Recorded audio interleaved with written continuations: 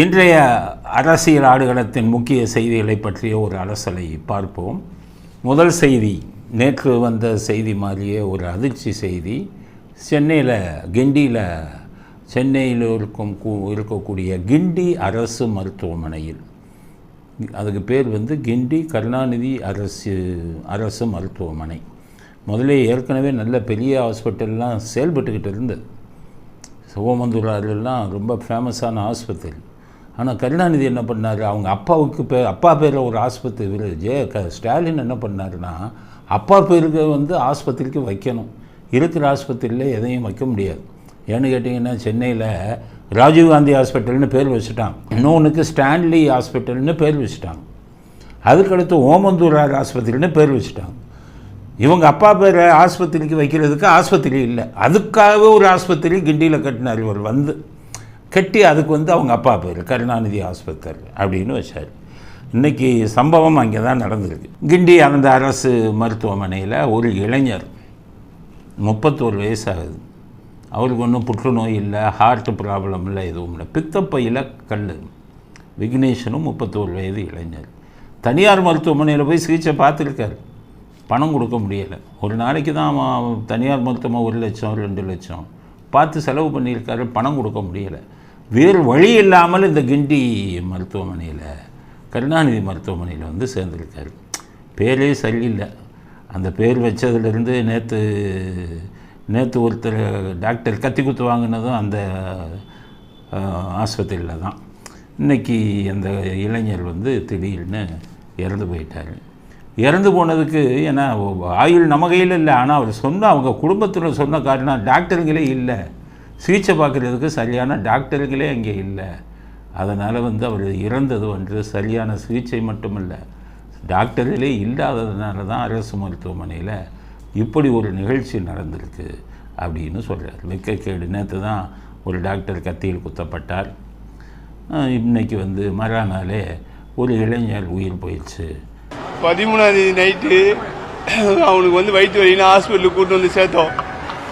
என்னன்னு பார்த்தா பித்தப்பையில கல் இருக்குதா கூப்பிட்டு சேர்த்தோம். நைட்டு சேர்த்த உடனே இங்கே அட்மிஷன் போட சொன்னாங்க. அட்மிஷன் போகிறதுக்கு ஆதார் கார்டு வேணும்னு கேட்டாங்க. ஆதார் கார்டு எடுத்துன்னு போயிட்டு அட்மிஷன் மேலே எடுத்துகிட்டு போய் போட்டுட்டு ஒரு 5 நிமிஷம் எமர்ஜென்சி வார்டுக்கு எடுத்துகிட்டு போனாங்க.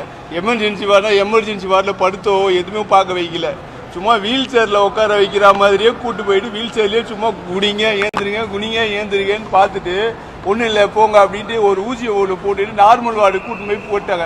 அப்போ அரசு மருத்துவமனைகள் எந்த நிலைமையில் இருக்குதுன்னு பாருங்கள். ஏன் இதுக்கு முன்னாடி ஆட்சிகளில் இந்த நிலைமையில் இருந்ததா? இவங்கெல்லாம் என்னென்னு கேட்டிங்கன்னா நல்லா புரிஞ்சுக்கணும். சென்னையில், குறிப்பாக தமிழ்நாட்டில் சென்னையில் பெரிய பெரிய கோடீஸ்வரங்க ஆஸ்பத்திரி இருக்குது. Apollo, MGM, Vijaya hospital, Ramachandra, இதெல்லாம் கோடீஸ்வரங்க ஆஸ்பத்திரி. இதில் ஒரு சில ஆஸ்பத்திரி நல்ல சிகிச்சை பண்ணுறாங்க. உதாரணத்துக்கு ராமச்சந்திரலாம் எடுத்துக்கிட்டிங்கன்னா அமௌண்ட்டு கம்மியாக, அதிக கட்டணம் இல்லாமல் குறைஞ்சதுலாம் பண்ணுறாங்க. ஆனால் ஒரு சில ஆஸ்பத்திரி பணத்தையே குறிக்கோளாக வச்சுருக்காங்க. இந்த தனியார் ஆஸ்பத்திரியெல்லாம் என்ன பண்ணுவாங்கன்னா, அரசாங்க மருத்துவமனையில் வசதிகளை அதிகப்படுத்த விட மாட்டாங்க. ஏன்னா அரசாங்க மருத்துவமனையில் வசதி அதிகமாகிட்டா எல்லோரும் அங்கே போயிடுவான்ல. அங்கே மோசமாக இருந்தால் தானே இவங்களுக்கு வியாபாரம் ஆகும். அதனால் நமக்கெல்லாம் தெரியாமல் நடக்கிற விஷயம் என்னன்னு கேட்டிங்கன்னா, தனியார் மருத்துவமனையை சேர்ந்த உரிமையாளர்கள் கோடிக்கணக்கான பணத்தை அவங்களுக்கு அரசியல்வாதிக்கு கொடுப்பான். கொடுத்து என்ன சொல்லுவான், வசதி அதிகப்படுத்தாத அரசு மருத்துவமனையில், அவங்களுக்குள்ள டைரக்ட் டீலிங். அதனால் அரசியல்வாதி வந்த உடனே அரசு மருத்துவமனையில் இருக்கிற வசதியும் கெடுப்பான். அதாவது முன்னாடி இது எப்படி உதாரணம்னா, முன்னாடி தூர்தர்ஷன்னு சொல்லி அரசாங்க டெலிவிஷன் இருந்தது. அப்போ தயாநிதி மாறன் ஐடி மந்திரியாக வந்த உடனே அவங்க சன் டிவி வளரணுங்கிறதுக்காகவே என்ன பண்ணாருன்னா, அந்த தூர்தர்ஷனில் எந்த வசதிகளையும் எந்த புது ப்ரோக்ராம் புது விஷயங்கள்லாம் செய்ய விடாமல் பண்ணார். ஏன் பண்ணாருன்னா, அவங்க தனியார் டிவி அப்போ தான் ஓடும் அப்படின்னு. இதே மாதிரி தான் அவர்கள் ஆட்சிக்கு வந்தோடனே என்ன பண்ணுறான்னு கேட்டிங்கன்னா, அரசு மருத்துவமனையை வசதியை குறை, அப்போ தான் தனியார் மருத்துவமனைக்கு வருமானம் வரும். அவன்கிட்ட கோடிக்கணக்கான பணத்தை இந்த அரசியல்வாதி வாங்கிக்கிறது. இப்போ நீட்டு தேர்வை எதிர்க்கிறதுக்கு காரணமே இந்த அரசியல்வாதிகள் என்னென்னா, தனியார் மருத்துவமனைகிட்டேருந்து கோடிக்கணக்கில் வாங்குகிறான். நீட்டு இருந்தால் தனியார் மருத்துவமனைக்கு வருமானம் வராது. ஏன்னா நீட்டு பாஸ் பண்ணவன் தான் சீட்டு கொடுக்கணும். அவன் நினச்சவனுக்கு 2 கோடி 3 கோடின்னு வாங்கிட்டு சீட்டு கொடுக்க முடியாது. அதனால் தனியார் மருத்துவமனை உரிமையாளர்கள்லாம் அரசியல்வாதிக்கு பணத்தை கொடுப்பான், நீட்டே எதிர், எனக்கு பிஸ்னஸ் ஓடல. அதே மாதிரி அரசாங்க மருத்துவமனையில் வசதியை செஞ்சு கொடுக்காத, ஏன் ஆஸ்பத்திரி ஓடாது. இதனால் தான் வசதிகளை வேண்டுமென்றே குறைப்பார்கள். இவங்கெல்லாம் பணம் வாங்குறவங்க இல்லை, அப்படி தான் குறைச்சாங்க. அதனால தான் ஒரு சாதாரண ஏழைகளுக்கெல்லாம் இந்த நோய் இது பண்ண முடியாது. அமெரிக்காலெலாம் நீங்கள் பார்த்தீங்கன்னா மருத்துவ சிகிச்சையே வேறு, எல்லாருக்கும் இன்சூரன்ஸ். எங்கேயா யாருமே நீ ஆஸ்பத்திரிக்கு கொடுக்க வேண்டியதே இல்லை. அங்கே வாழக்கூடிய எல்லாம் நம்ம ஆளுங்க போகிறாங்களே என்ஆர்ஐஸ், அதாவது அவங்கெல்லாம் அந்த சிட்டிசனே இல்லை, அமெரிக்காவுடைய பிரஜையே இல்லை, ஆனால் அவர்களுக்கு கூட இன்சூரன்ஸ் உண்டு இங்கே.